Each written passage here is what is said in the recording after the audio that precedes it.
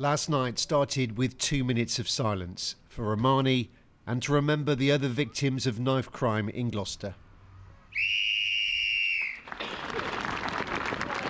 This was a city coming together to support a family who was still grieving. Let's go! But to also run alongside them for the final time. From all backgrounds and all walks of life, hundreds pounded the city streets. And for Ramarni's uncle, who started this with just 8 other friends on the 1st of January, this was a huge moment. I didn't expect this many people to come here tonight, and it just goes to show the whole city are behind what we're doing in raising awareness of knife crime and educating these young kids about the potential consequences of using a knife. So I think we've got a message out there. The whole city are supporting us as a family, and they're behind what we're doing, and no, I think it's great. I've finally got a smile on my face, and this is the reason why, because everyone's turned out tonight to support us. They've all come together to support my family. Yeah, it's amazing. I'm just choked. I'm lost for words. Very emotional run at the end there. Running in with Danny, that meant everything to me. And we've been starting this off together in my front room. We had a plan, and this is just exceeded it to the limit now. Tonight, everyone's showing out for us. Absolutely unbelievable. The whole city's come together. It's emotional, very emotional.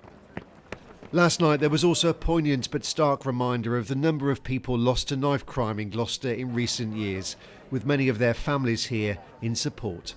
We've lost a lot of young people in Gloucester through knife crime, and the city now wants to stand up and do something about it. As you can see from the amount of people that are here, hopefully this will go on into something big and we can start to change the culture. Tonight was a wave of emotion and love, and yes, it's still emotional for Ramarni's family, and that's not being taken away, but the love of the city that's taken everybody through this past month, and hopefully will continue to do so.